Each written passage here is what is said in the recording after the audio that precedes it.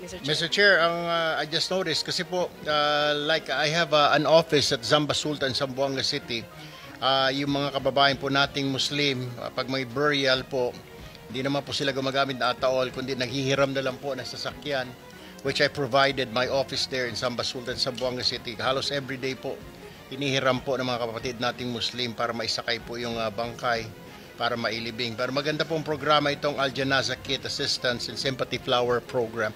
My last question, Mr. Chair, kung meron pong dapat i-prioritize ng komite na ito, ano po ang mga dapat dagdagan na pondo? Saan, Mr. Chair? Ms. Sanchez, before you respond, let me recognize the presence of our Majority Leader, Senator. Yes, Mr. Chair, that would be the disaster relief operations, since that is the second highest requested but assistance from the Office of the Vice President after the medical and burial assistance. That's all from me, Mr. Chair. Thank you po. Thank you, Senator Tulfo. Next will be Senator Go. Mr. Chairman, yes. Before we recognize the other members of the Senate, I know many of you just want to make manifestations. We have parliamentary courtesy here when usually in my how many budgets that I've handled, I've been to almost 23 budgets already. Pag bisita po ng Office of the Vice President and President, we give them parliamentary courtesy, and usually their budgets, and in this case, the budget of the Vice President is already a lean and mean budget. Hindi wala na pong dagdag, kawawa nga, di ba po, Mr. President? So maybe we can afford them the courtesy that we can approve the budget. Of course, after the manifestations on the part of the leadership of the Senate, we'd like to extend that courtesy to the Office of the Vice President. Yes, Mr. Chair, also on Mr. the part Chair. of the minority, we also would like to be associated with the motion of the Majority Leader. Senator Marcos. That was my question, Mr. Chair. Is that a motion that we therefore endorse the budget of the Vice President from the subcommittee to the Mother Committee of Finance? Well, let's give the members an opportunity to give their manifestations. No? That's fine, All right. but may I make that motion and hold it in abeyance Yes. until everyone has You can do it at the end. Thank after you. the manifestations. Mr. Chair, before I have to attend to a caucus upstairs, I would just like to manifest that I support po the budget of the OVP. As a matter of fact, kung po pwede po sana pag-aralan natin, review, yung binawas po ng 39 million, baka pwede pong ibalik ulit. Because maganda naman po yung mga programa na ilatag po ng OVP. Thank you, Mr. Chair. Thank you, Senator Tulfo. Next is Senator Go. Salamat, Mr. Chair. I also hope we could accord parliamentary courtesy to the Vice President and approve her office budget swiftly. Mr. Chair, distinguished colleagues, and to Vice President Sara Duterte, good day. Mr. Chair, I just want to express my strong support for the proposed budget of the Office of the Vice President for 2026. As a proud Dabawenyo, I have witnessed firsthand the remarkable work of the Vice President when she was still the mayor of Davao City and when she became Vice President, and I sincerely believe Vice President Duterte's initiatives have been instrumental in helping this government uplift lives and promote the welfare of all Filipinos. Tiwala po ako sa ating Vice Presidente at sigurado po ako na nagagamit po ang pondo ng bayan sa tama. Sa totoo lamang po, matagal po ako nagtrabaho kay former President Duterte at naabutan ko po nung siya po ay naging Vice Mayor ng Davao, si Vice President Sara. Kung stricto po si dating Mayor, dating Pangulong Duterte sa panggobyerno, mas stricto po si VP Sara. At alam ko pong magagamit talaga ang pondo para sa pantulong sa ating mga kababayan kesa naman po napupunta lang sa flood control, nagatasan po ng ilang mapagsamantala.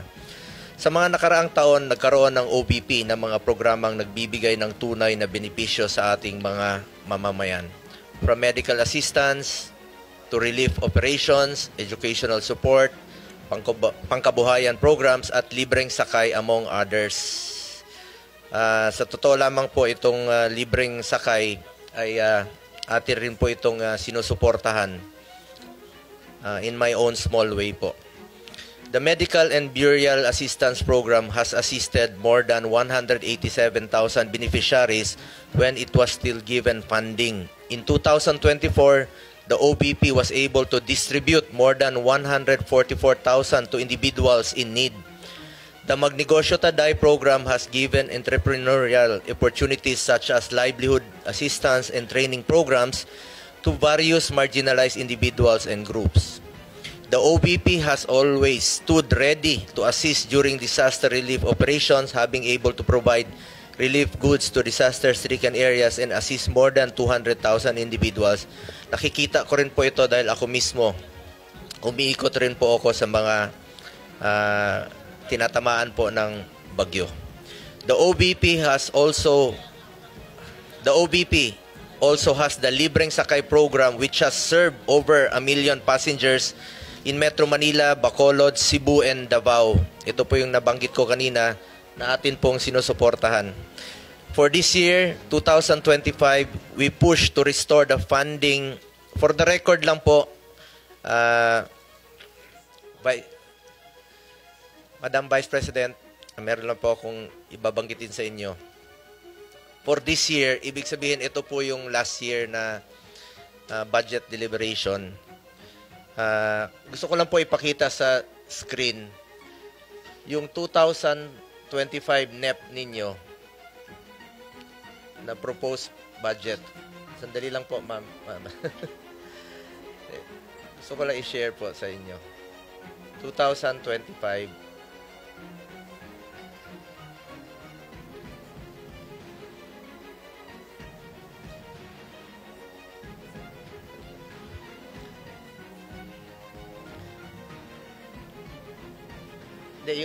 Yung 2000 NEP.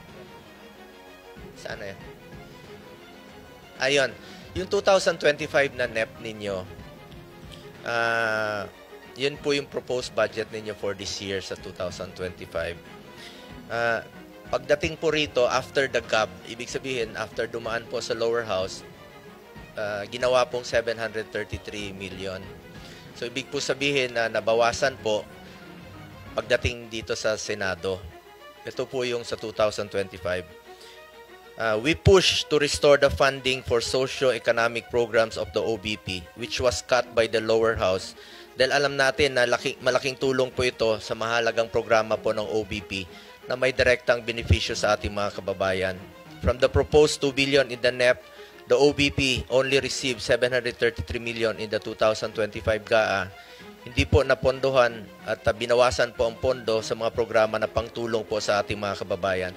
In fact, I wrote a letter to then Finance Chair Senator Grace po to restore funding for the OBP. Nakakalungkot lang po na hindi ito napagbigyan. Majority rules dito at minsan po ay small bycam po ang nagdi-decide. Marami po sanang matutulungan ito kung na-approve po itong budget. Ma'am, ayan po yung sulat ko for yung last year po. Sa totoo lang po, inihalal po ang Vice President hindi lamang para umupo sa pwesto at maging spare tire. Inihalal po siya para maging working Vice President para maglingkod at tumugon sa pangangailangan ng ating mga kababayan. That is why for next year, I urge the Senate to support the budget of the OVP in full. Napakaliit po ng increase. 1% lang po. Pero alam naman natin na marami pong matutulungan. Kung pwede lang po, Mr. Chair, kung allowed po ito, bawasan po ang budget ko sa opisina sa Senado. Kahit konti, ilagay na lang po sa OVP. Mr. Chair, lahat tayo na sa gobyerno, public servants, we are meant to serve the Filipino people. Basic mandate po ang tumulong, lalo na po sa mga nangailangan ng social services. Nakikita ko po yan, mahaba po ang pila sa kanyang mga satellite office. We must further empower and help BP's office to respond to the needs of the Filipino people, especially the marginalized sector. Muli, nais ko pong ipahayag ang aking suporta para sa budget ng OBP. Alang-alang na lang po sa mga kababayan nating mahirap. Let's support her to be a working Vice President. Maraming salamat po. Maraming salamat, Senator Go. Next is Senator Marcos. Yes, karangalan at ligaya ko na makasama sa ibang mga project na ito. Kaya alam ko na talagang magaganda at tulong sa ating mga mamamayan ang ginagawa ng OVP. Bilyon-bilyon ang naririnig nating na hinahatid na tinatawag na basura doon sa flood control. Kung tutuusin, wala pang 1 bilyon ang hinihingi ng OVP. Barya lang po ito, ibigay na po natin, dagdagan pa. At dahil dito, nagmotion na po ako na sana ipasa na natin at i-endorse na sa malaking komite. So, Mr. Chairman, if I may. So there was a motion duly seconded by Senator Amy Marcos. I made that motion earlier. Of course, with the amendment that yung budget daw ni Senator Bongo, idagdag natin sa OVP. Kasi siya na mismo nag-offer, Mr. President. So you can make that amendment in the budget para madagdagan sila. I so move, Mr. Chairman. Second the motion, Mr. Chairman. Senator Padilla, do you have any manifestation? Before I act on that, I know that you have my manifestation. Maraming salamat po. Sinusundan ko na po ang sinambit ni Senator Marcos at si About Senator Zubiri. Yeah, thank you. Senator Estrada, before I act on the motion, any... Well, first of all, I fully support the budget of the Office of the Vice President. And then I would like to associate myself again with the statement of Senator Bongo. Total naman, meron nagsabi ni sa Senador na malaki insertion natin. Ibigay na natin sa Office of the Vice President para maging working Vice President siya. Thank you for that manifestation. There's a motion made by our Majority Leader and Senator Marcos, duly seconded by Senator Bato, Senator Padilla, Senator Estrada. Is there any objection? Hearing none, the budget of the Office of the Vice President is now deemed submitted for plenary's consideration. So, congratulations. Thank you very much, Madam Vice Thank you, Mr. President. Chair, and thank you, members of the Senate.